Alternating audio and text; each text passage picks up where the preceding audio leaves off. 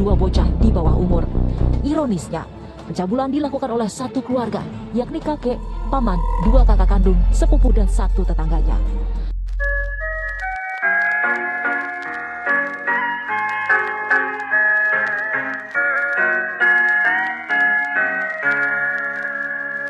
Maraknya kasus pelecehan seksual terhadap anak di bawah umur sangat meresahkan masyarakat.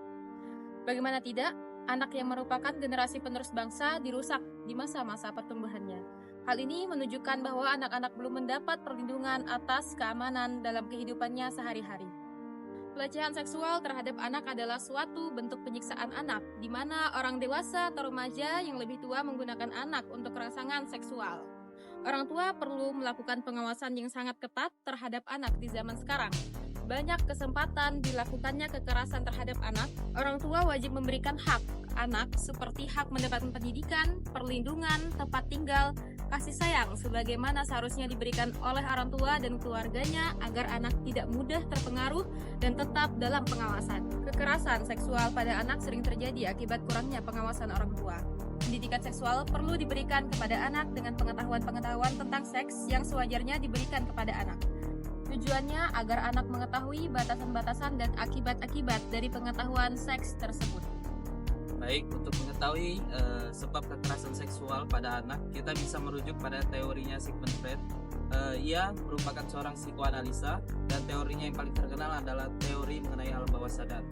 Dari teori Sigmund Freud, dia mendapatkan dua hipotesis. Hipotesis pertama merupakan dorongan untuk mempertahankan diri dan yang kedua merupakan dorongan untuk berkembang biak. Untuk hipotesis pertama yang merupakan dorongan untuk bertahan hidup, tentunya tidak banyak mendapat permasalahan ataupun perdebatan. Sedangkan untuk hipotesis yang kedua, dorongan untuk berkembang biak tentunya banyak dipermasalahkan karena sulitnya merealisasikan hal tersebut, sehingga dorongan untuk berkembang biak tersebut meronta-ronta dari libido yang tertanam di dalam tubuh. Ketika norma dan hukum tidak mampu menampung hal tersebut, maka dikhawatirkan dan tidak menutup kemungkinan terjadinya kekerasan seksual.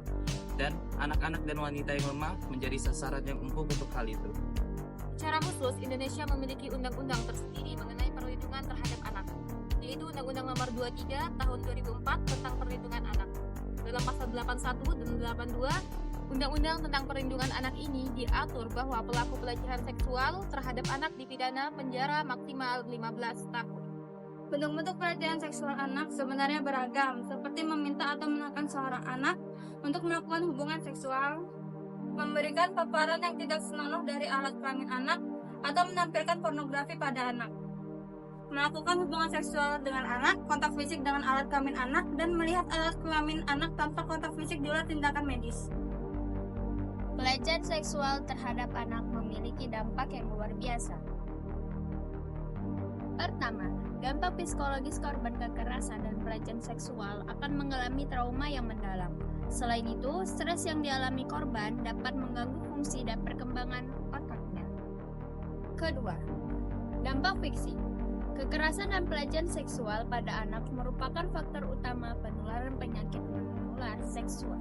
Selain itu, korban juga berpotensi mengalami luka internal dan pendarahan. Pada kasus yang parah, kerusakan organ internal dapat terjadi. Ketiga, dampak sosial.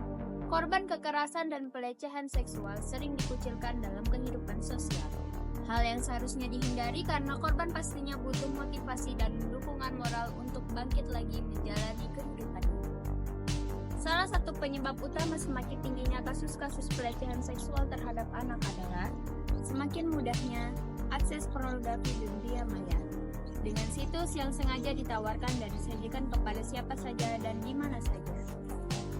Adalah beberapa tindakan yang dapat diambil oleh orang tua untuk mencegah pelecehan seksual terhadap anak. Yang pertama, memiliki komunikasi terbuka dengan anak. Kedua, mendidik anak tentang pelecehan seksual. Yang ketiga, mengawasi interaksi anak di lingkungan sekitar. Keempat, memantau kegiatan online anak dan melakukan pendidikan seksual yang bermanfaat dan tepat usia. Selain itu, guru pun memiliki tanggung jawab terhadap hal ini. Yang pertama, membuat kebijakan sekolah yang jelas. Yang kedua, mengajarkan anak-anak tentang hak mereka. Yang ketiga, mengawasi dan memantau interaksi di lingkungan sekolah dan mengadakan program pendidikan. Keempat, menjadi teladan yang baik serta melaporkan dan menangani kasus pelecehan seksual. Cegah kasus pelecehan seksual dengan 5D. Dialihkan. Dilaporkan. Dokumentasikan. Ditegur.